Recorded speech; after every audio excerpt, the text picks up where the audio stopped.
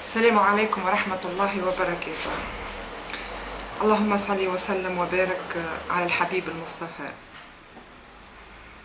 مخاطبتكم أختكم الأستاذة رجاء الحاج منصور بن علي.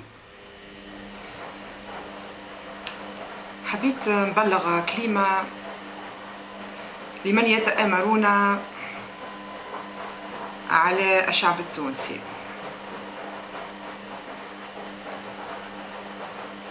العائلات التونسية قريبا تجتاز أبنائها امتحانات البكالوريا وبعدها امتحانات السيزيام والنوفيام. صحيح أن البلاد تجتاحها ظاهرة العنف على كامل تراب الجمهورية، احتجاجات، اعتصامات. الأولياء يديهم على قلوبهم، كانوا ولادهم ما يعديوش الباك، كانوا ولادهم ما يعديوش السيزيام، كانوا ولادهم ما يعديوش النوفيام. يعني هما يستناو باش يتوجوا تعبهم طيلة سنة دراسية، تعب معنوي وتعب مادي، ولكن غول العنف مخوفهم. يقول لك ينجموا ولادنا يمشوا يعديوا، ولكن إذا كان ما تتوفرش الظروف الأمنية ما همش باش يعديوا الباك. نحن بخصوص هذايا نقولوا وأن منشكوش في وزارة الدفاع ووزارة الداخلية بكونهم وكل متدخلين في الامتحان بكونهم يوفروا أمن اللي يخلي أولادنا يعديوا الامتحانات. لكن نسمع في أولياء يقولك حتى أنا مستعد باش نمشي نحمي ولدي نهار الامتحان ونقفل ولدي حتى يخرج. تتكافل الجهود حتى متاع الأولياء مع الأمن والجيش. لكن الغريب في الأمر وأن المتآمرين على التوانسة منذ معناها الانتهاء من الانتخابات وصعود النهضة إلى الحكم ليومنا هذا يتآمرون على هذا الشعب بدون تسميتهم.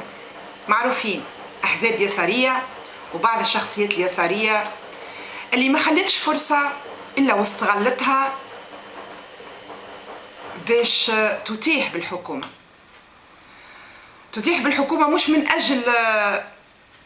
أجل حبها للشعب، لا، حبها في المناصب. الاتحاد التونسي للشغل حاطط يده مع اليسار وتوا قاعدين يخموا باش يتفقوا مع نقابة الثانوي ويعملوا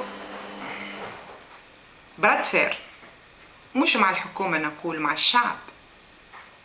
كونهم يخموا في أنه ميتمش إصلاح البكالوريا، هذا إرهاب ما بعده إرهاب. راو إذا كان نحن متفقين جميعا وأن اللي يفجر نفسه في عملية إرهابية ضد الناس هو إرهابي، فمش فرق ما بين اللي يفجر قنبلة باش يقتل عشرات أو مئات الناس واللي يفجر قنبلة كهذه ويقول ما نصلحوش امتحانات البكالوريا.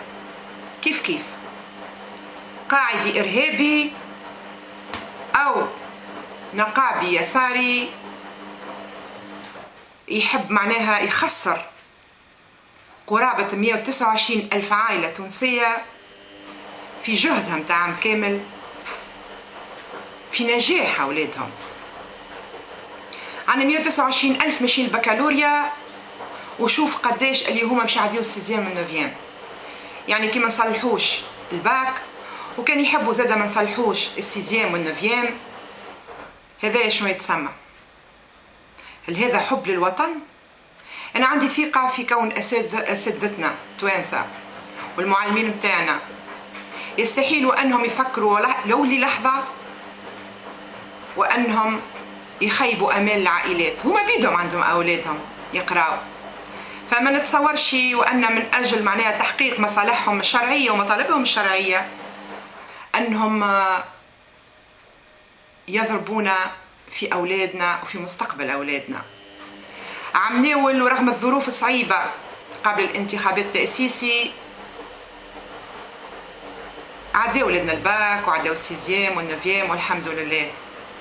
فنتمنى أن كل الشعب التونسي يقف لهذه الفئة الضالة. نعم هي فئة ضالة لأنها تحب تضرب الشعب التونسي في أولاده وفلذات كباده، وبكلنا مع بعضنا ضد من يتآمر على مصلحة الشعب.